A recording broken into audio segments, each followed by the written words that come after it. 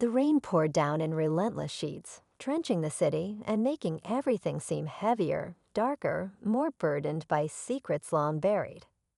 Inside the sprawling mansion perched on the hill, the kind of home that spoke of unimaginable wealth and untouchable power, a man sat alone in his study. His face, lined with the years of success and sin, was illuminated only by the flickering glow of the fireplace. Gregory Wallace, a billionaire tycoon known for his cutthroat business tactics and an ego as towering as his fortune, was a man who had spent decades constructing an empire.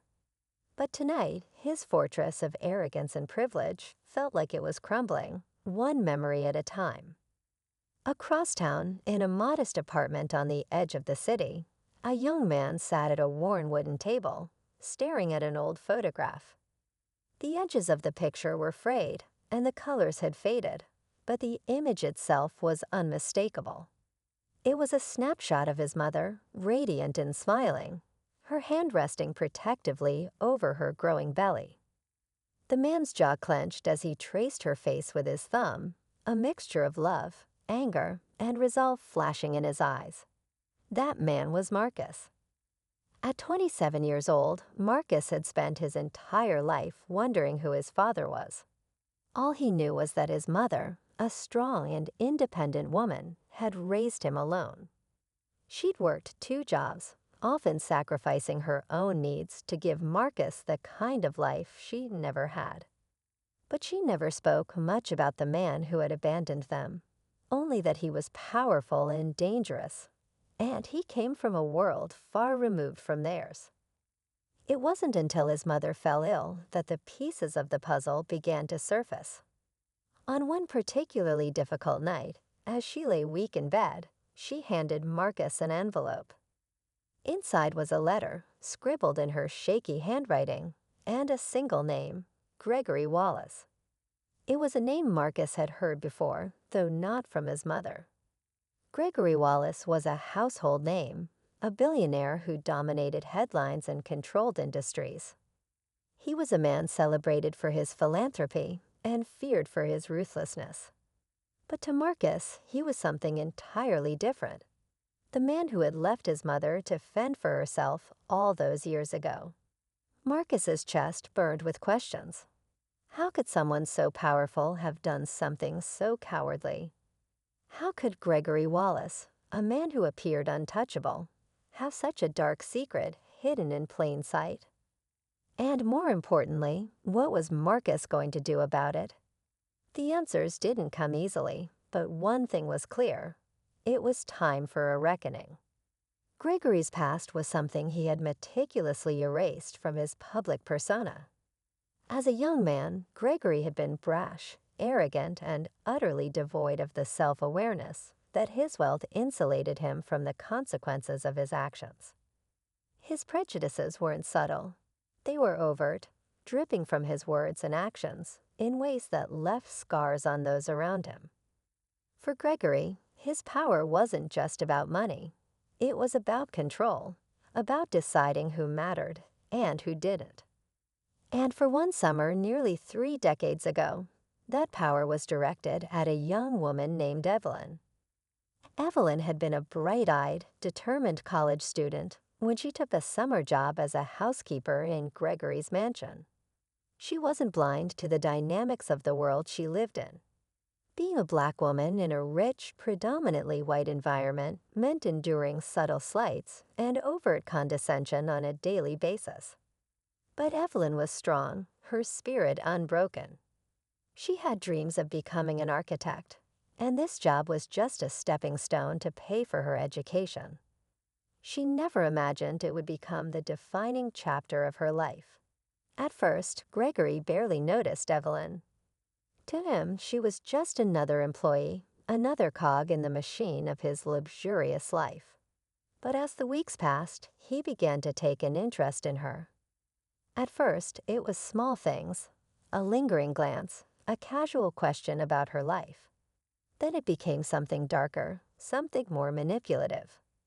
Gregory's charm, as poisonous as it was effective, drew Evelyn in. And though she resisted at first, the power imbalance between them was undeniable. He was the billionaire employer, and she was the young woman trying to make ends meet. What happened next would change both of their lives forever. Evelyn became pregnant. When she told Gregory, his reaction was swift and merciless. He dismissed her, offering her money to disappear and never speak of it again. But Evelyn, with her pride and integrity, refused to take a cent. She walked away with nothing but her dignity and the growing life inside her. She never looked back, at least, not until Marcus began asking questions she couldn't answer. Now, 27 years later, the past was about to collide with the present. Marcus wasn't just looking for answers. He was looking for accountability. Armed with his mother's letter and the strength she'd instilled in him, he set out to confront the man who had caused her so much pain. But what Marcus didn't know was that Gregory's life wasn't as perfect as it seemed. Beneath the surface of his wealth and power lay a man haunted by choices he could never undo. As Marcus approached the mansion, his heart pounded with a mixture of fear and determination. He'd rehearsed what he would say 1,000 times, but now, standing at the gates of Gregory Wallace's empire, he wasn't sure words could capture the weight of everything he felt. This wasn't just about revenge. It was about closure, about understanding where he came from and why his mother had to endure so much alone. Inside, Gregory poured himself another glass of scotch, oblivious to the storm brewing outside his gates. He had no idea that the past he'd spent so long burying was about to walk through his door, demanding answers. And as Marcus pressed the intercom button, the rain still pounding around him, he knew there was no turning back. This was the moment that would change everything. The door clicked open, and Marcus stepped inside, his every step echoing through the grand, empty halls. The confrontation was inevitable, but neither man was prepared for the truth that would come to light. And as the study door swung open, Gregory Wallace looked up, his eyes meeting Marcus's for the first time. In that instant, the past and present collided, and the weight of 27 years of secrets threatened to crush them both. The room still smelled faintly of lavender and old wood, a peculiar combination that lingered like a ghost. Claire's fingers traced the edge of the desk, her nails clicking softly against the polished surface. The diary lay open before her, its pages filled with a spidery handwriting she didn't recognize. The ink had faded in places, but the words were clear enough to send a shiver down her spine. She knows, don't trust anyone. She had found it in the attic an hour earlier, tucked away in a dusty trunk filled with old photographs and yellowed letters. Claire wasn't sure what she had been looking for, maybe a distraction from the heavy silence that had settled over the house since her mother's passing. Instead, she'd stumbled onto a puzzle she hadn't known existed. The house itself was a relic of another time, standing alone at the edge of the woods like a sentinel. It had belonged to Claire's grandmother, then her mother, and now her. Generations of secrets whispered through its walls, carried in the creak of the floorboards and the sigh of the wind through the broken chimney. Claire had always felt its weight, but never like this. She flipped back a few pages, her eyes scanning the uneven script. The entries were fragmented, as if whoever had written them had been afraid to commit too much to paper. Phrases like "they're watching" and "she's hiding something" jumped out at her, each one tightening the knot in her stomach. The last entry was dated June 14, 1978, a few weeks before her grandmother had disappeared. Claire's phone buzzed on the desk, breaking the spell. She glanced at the screen. A message from her cousin, Sophie. "Hey, how's it going over there? Need company?" Claire hesitated. Sophie had always been the braver of the two of them, the one who had climbed trees higher than they should and dared to explore the woods at night. But Sophie also had a way of brushing off things Claire took seriously. If she mentioned the diary, Sophie might laugh it off or worse, dismiss it entirely. Claire wasn't ready for that. "All good here," she typed back. "Just unpacking." The lie felt heavier than it should have. She set the phone down and turned her attention back to the diary. The handwriting looked familiar, but she couldn't place it. Her grandmother had always kept journals, but they had been neat and orderly, reflecting her sharp mind and meticulous nature. This was different, desperate. A soft knock echoed through the house. Claire froze, her heart hammering against her ribs. She wasn't expecting anyone, and the nearest neighbor was half a mile down the road. For a moment, she considered ignoring it, pretending she wasn't home. But the knock came again, louder this time, and curiosity won out. The hallway stretched before her, dim and shadowy, despite the midday sun outside. She reached the door and hesitated, her hand hovering over the knob. "Who is it?" she called, her voice steadier than she felt. "It's me," a man's voice replied. Familiar, but not immediately recognizable. Claire opened the door a crack, just enough to see a face she hadn't expected. "Michael?" she asked, her surprise evident. Her older brother stood on the porch, his hands shoved into the pockets of his jacket. He hadn't been back to the house in years, not since the fight with their mother. He looked different now, leaner, with lines etched into his face that hadn't been there before. But his eyes were the same, sharp and piercing, always searching. "Hey, Claire," he said, offering a half smile. "Can I come in?" She stepped aside, still trying to process his sudden appearance. Michael had always been a mystery to her, distant and brooding even as a teenager. He left town as soon as he could, carving out a life for himself far away from the tangled web of their family's history. What could have brought him back now? "I didn't know you were coming," she said, closing the door behind him. "Didn't plan on it," he admitted, glancing around the room. "But I figured you might need some help going through everything." Claire wasn't sure if she believed him, but she nodded anyway. "I found something," she said, leading him to the desk. "In the attic." Michael picked up the diary, his brow furrowing as he flipped through the pages. "This is Grandma's handwriting," he said, his voice low. "I thought so too," Claire replied. "But it doesn't make sense. Why would she write something like this? And why hide it?" Michael didn't answer right away. He set the diary down and leaned against the desk, his expression unreadable. "You know she was different," he said finally. "Mom never talked about it, but Grandma had her. Moments." Claire frowned. She had vague memories of her grandmother's strange behavior, the way she'd muttered to herself when she thought no one was listening, or how she'd sometimes stare out the window for hours, as if watching for something only she could see. But she had always chalked it up to eccentricity, not something darker. "Do you think this has to do with her disappearance?" she asked. Michael's eyes met hers, and she saw something in them she couldn't quite place.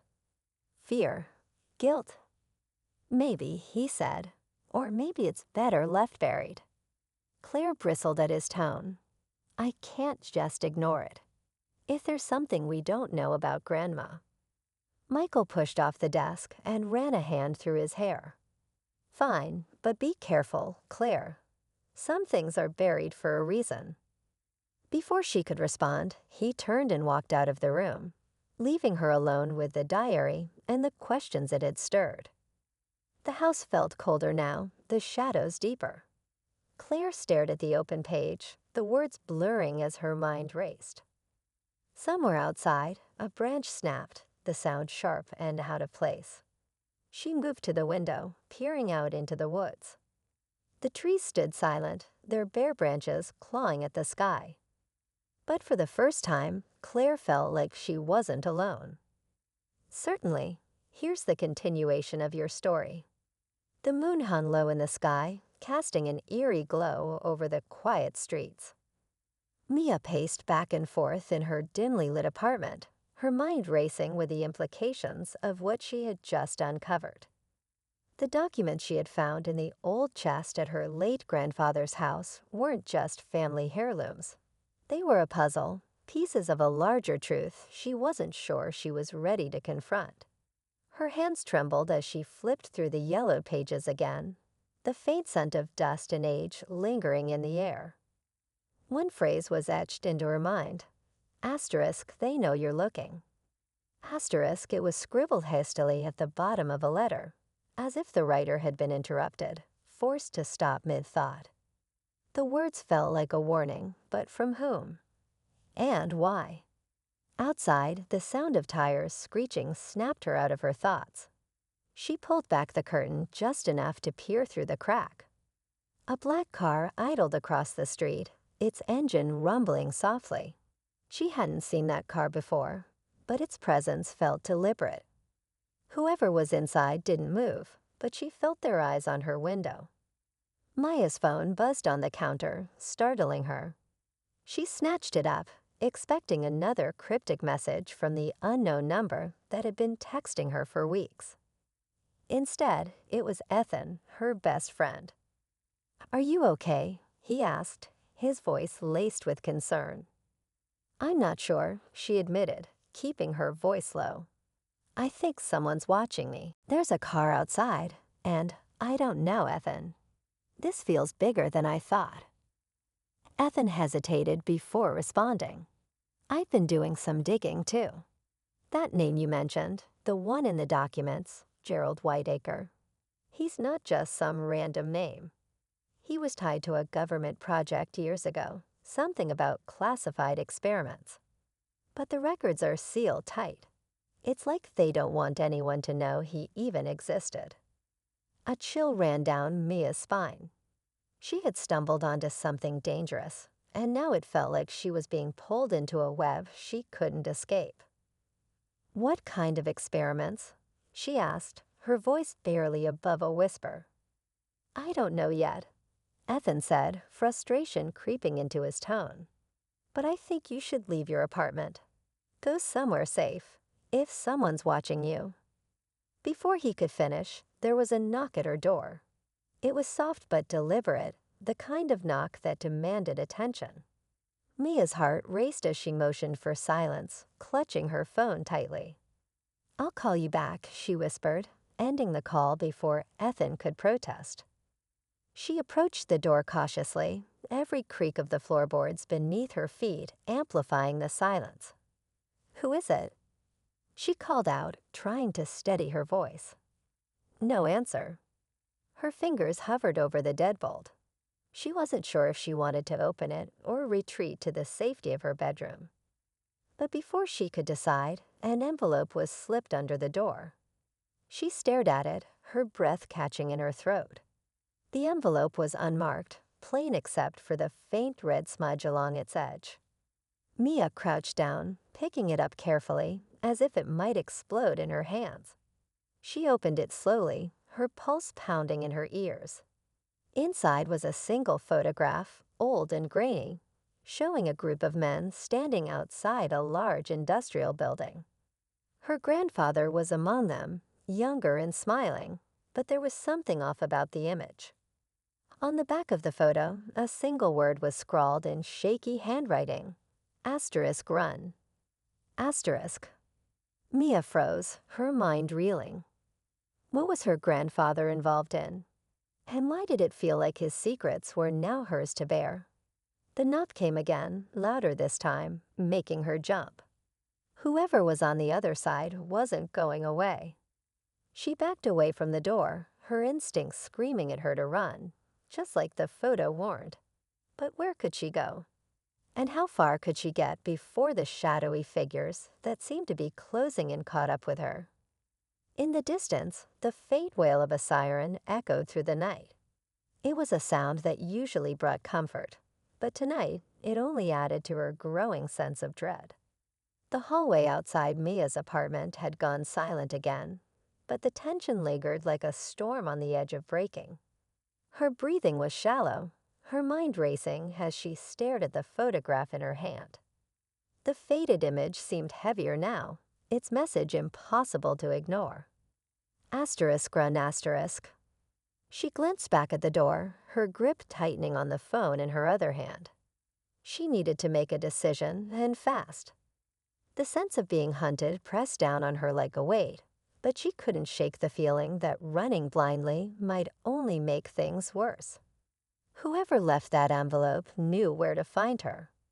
They wanted her scared. Mia grabbed her backpack, shoving the photo and the mysterious documents inside. Her hands moved instinctively, packing a few essentials, though her thoughts were scattered. Her keys jingled as she slung the bag over her shoulder, every sound in the quiet apartment feeling amplified. Just as she reached for the door, her phone buzzed again. The screen lit up with another message from the unknown number. Asterisk trust no one. They're closer than you think. Asterisk. Her stomach twisted. Her thumb hovered over the screen, tempted to reply, but what could she even say? Who was this person, and how much did they know? She didn't have time to figure it out. The hallway was dimly lit when she finally stepped out, her sneakers soft against the worn carpet. The building felt emptier than usual, the kind of silence that made her skin crawl. She kept her head down, moving quickly toward the stairwell. The elevator was too risky, too easy to trap her in. As she descended the stairs, the sound of a door creaking open above her made her heart leap. Footsteps echoed faintly, deliberate and unhurried. Someone was following her. She quickened her pace, her pulse pounding in her ears. By the time she reached the ground floor, she was practically running. She pushed open the heavy exit door, the chill of the night air hitting her like a slap. The black car was still parked across the street, but the headlights were off now, its dark silhouette blending into the shadows. She hesitated for a split second, then darted into the alleyway beside her building, the narrow path cloaked in darkness. She wasn't alone. Panic surged through her as she pressed herself against a wall, her eyes scanning the darkness. She fumbled for her phone, trying to call Ethan, but her trembling fingers struggled to unlock it. A figure emerged at the mouth of the alley, silhouetted against the faint glow of a distant streetlight. Mia's breath caught in her throat. She couldn't see their face, but the way they stood, calm, almost casual, sent a chill down her spine. They were waiting, watching. She clenched her fists, forcing herself to think. Running blindly wouldn't work now. She needed to outsmart them, whoever they were. Her eyes darted around, searching for anything she could use. A metal pipe leaned against a dumpster a few feet away. She grabbed it, the cold steel heavy in her hands. "Who are you?" She called out, her voice echoing off the brick walls. The figure didn't respond. They took a step closer, and Mia's grip on the pipe tightened. Her instincts screamed at her to run again, but something held her in place. Before she could react, another sound broke the tension, a loud crash from the alley behind her. She spun around, her heart in her throat, only to see another shadowy figure moving toward her. She was surrounded. Her mind raced, the weight of the pipe in her hands suddenly feeling insignificant. She had no idea who these people were or what they wanted, but she knew one thing for certain: they weren't here to help. The world around her seemed to narrow, her senses heightened as adrenaline surged through her veins. Every choice she'd made so far had led to this moment, and now she was trapped, the walls of the alley closing in. The figure in front of her took another step, their face still obscured. "You shouldn't have gotten involved," they said, their voice low and even. Maya's pulse quickened. "I didn't ask for this," she shot back, her voice cracking. "No," they said, almost softly. "But now you're part of it. There's no going back." Behind her, the second figure moved closer, their footsteps measured and deliberate. Mia's mind raced, every nerve in her body screaming for her to do something, anything. And then in the distance she heard it, a faint hum growing louder. It was subtle at first, but unmistakable. A helicopter. The sound cut through the night, sending a wave of relief and terror crashing over her. Help might be coming, but so was something else. Something she wasn't sure she was ready to face. The helicopter's hum grew louder, echoing through the narrow alleyway like a warning. The two figures froze, their attention pulled skyward. Mia's chest heaved as she realized they hadn't expected the noise either. Maybe they hadn't planned for anyone else to be watching. But before she could feel a glimmer of hope, one of the figures pulled something from their coat, a small metallic device. A tracker. Mia's stomach sank as they pressed it against their ear, their eyes scanning the night, searching. "They found us," the first figure muttered, their voice shaky. The second figure didn't answer, instead scanning the rooftops, the sound of the helicopter getting closer. Mia took a step back, her thoughts racing. Whoever these people were, they weren't just after her. There was someone else. Someone who had sent the helicopter. Someone who had eyes everywhere. Suddenly, the ground beneath her feet shook slightly, and the faint drone of distant engines joined the helicopter's hum.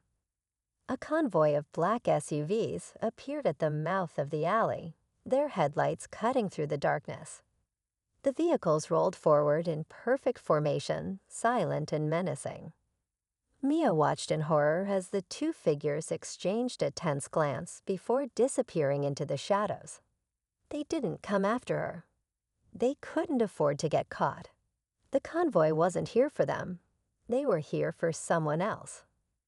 A door slammed open, and a group of men in tactical gear poured out of the lead SUV. They moved with precision, their faces hidden beneath masks, their weapons raised. Mia pressed herself against the wall, trying to stay as silent as possible. "What's going on?" She whispered to herself, her mind scrambling for answers. The stakes had just multiplied, and she was caught in the middle. From the convoy emerged a man, tall and commanding, his presence radiating authority. He moved with calculated grace, his cold eyes scanning the scene. It wasn't the two figures from earlier. This man was different. More dangerous. Maya's breath hitched as she watched him approach one of the figures from earlier. The two exchanged a few brief, tense words, though Mia couldn't hear what was said. The first figure seemed nervous, unsure, while the man seemed to hold all the power. The man's gaze drifted toward Mia, his eyes narrowing. She felt exposed, trapped, as if he could see straight through her. Her instinct was to run again, but the alley offered no escape this time.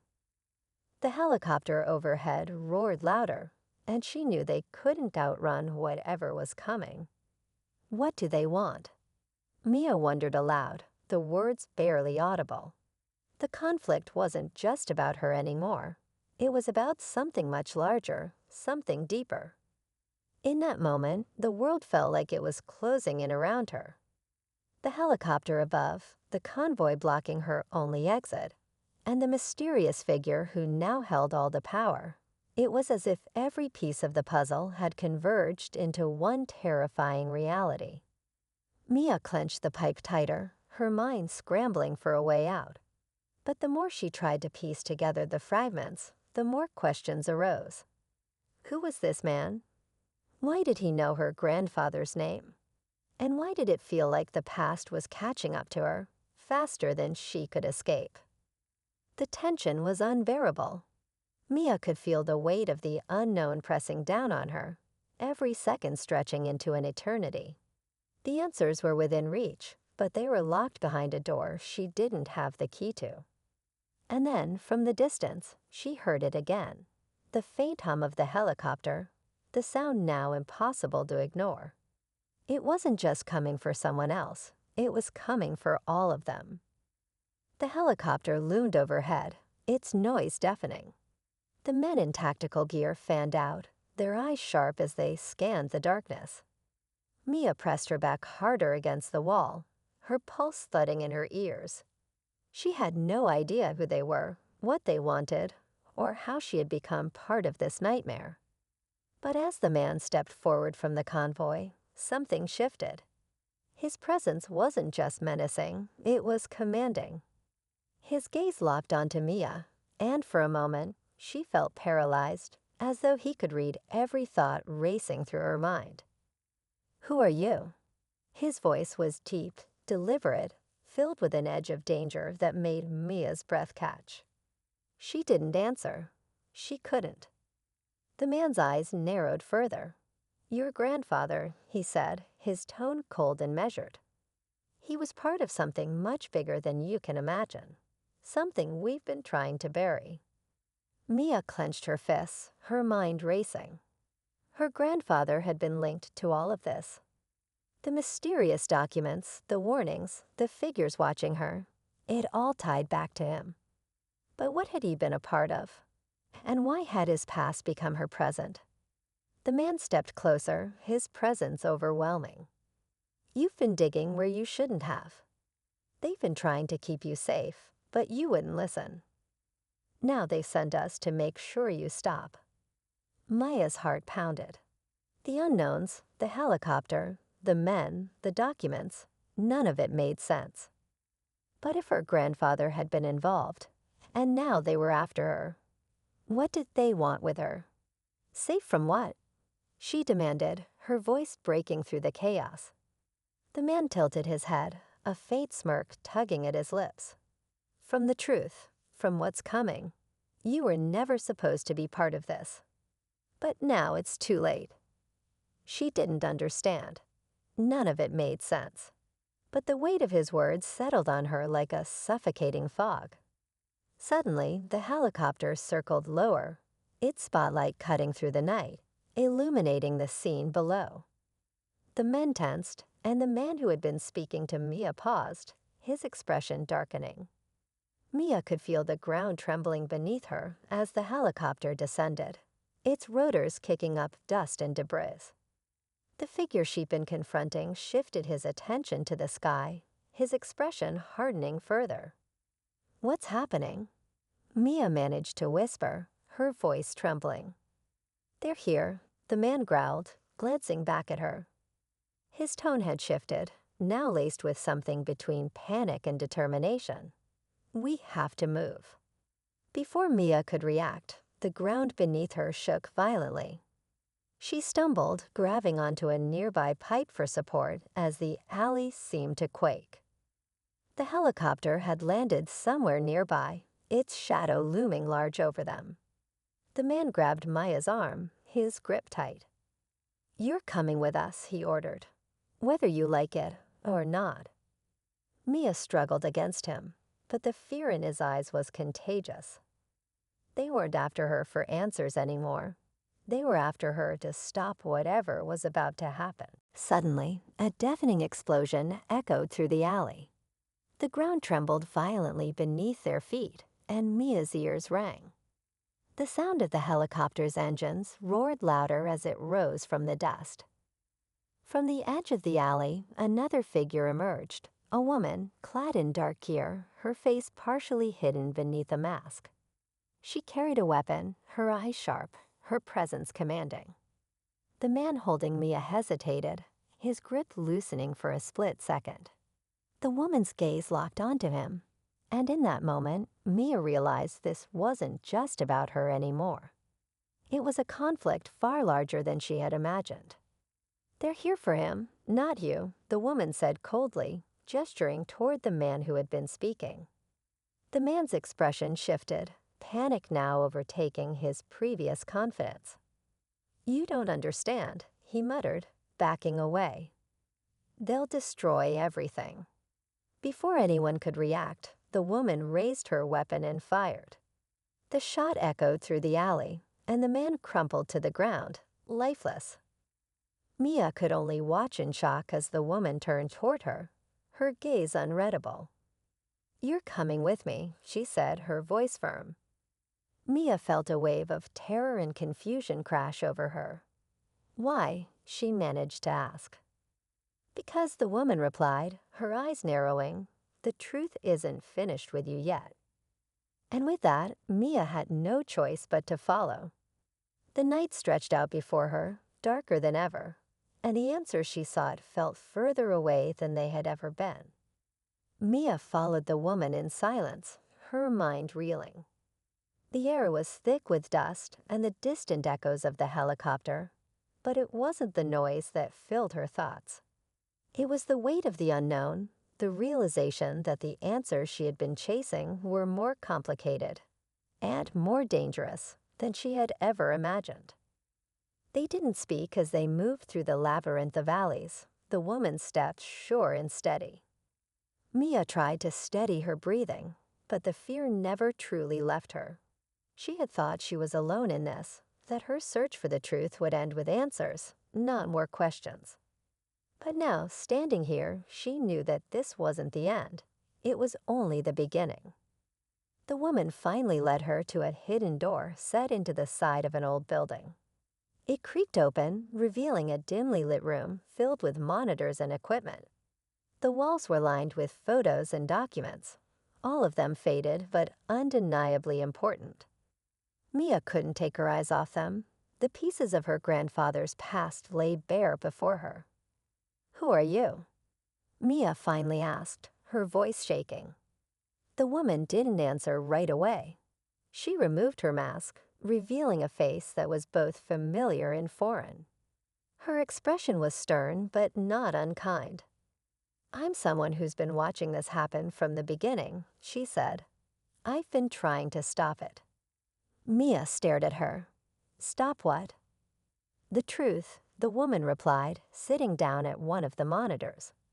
Her hands moved expertly over the controls. "Your grandfather was part of something much bigger, something they couldn't allow to come to light."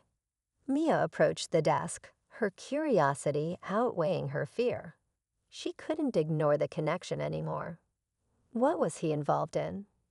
The woman tapped a few keys, and an image flickered to life on the screen. It was a photo of her grandfather standing next to several other men in front of that same industrial building from the photograph she'd seen earlier.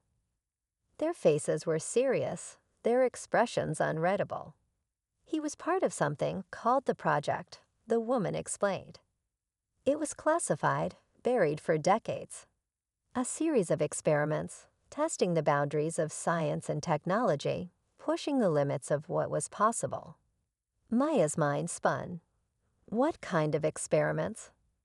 The woman hesitated, then exhaled slowly. They were trying to unlock something deeper. A way to control not just the world, but the people within it. To manipulate time, space, things we can't even begin to understand. Maya's stomach churned. The weight of those words settled heavily on her. "And you're saying he was part of that?" The woman nodded. "Your grandfather believed in something, a mission that was bigger than any of us." But as the years went on, the project became more than just a quest for knowledge. It became about control, power. Mia felt the ground shift beneath her feet. "And now they're after me because of him. Because of what you've uncovered," the woman corrected. "They'll do whatever it takes to keep this buried. They don't want anyone to know the truth." Mia took a deep breath, trying to absorb it all. It wasn't just her life at stake anymore. It was something far larger. So what happens now? The woman stared at the screen, her face unreadable. "Now we fight. We uncover what they've been hiding. We expose the truth." Mia hesitated. The thought of going back into the shadows, back into the unknown, was terrifying. But the idea of turning away, of leaving everything she had learned behind, was even more unbearable. "What if we fail?" she asked, her voice barely a whisper. The woman glanced at her, a flicker of something, hope, resignation, in her eyes. "Then we fight anyway." Mia nodded, her resolve hardening. The truth wasn't going to come to her. She was going to have to go after it, no matter the cost. The battle ahead wasn't going to be easy, but at least now she wasn't fighting alone. As they left the building, the helicopter overhead faded into the distance. The city, now quieter, seemed to stretch endlessly before them. The night wasn't the same anymore. It never would be. Mia didn't know what the future held, but one thing was clear. Her search for answers had only just begun. And no matter how dark the path, she would keep moving forward, because the truth was out there, and it wasn't going to stay hidden any longer.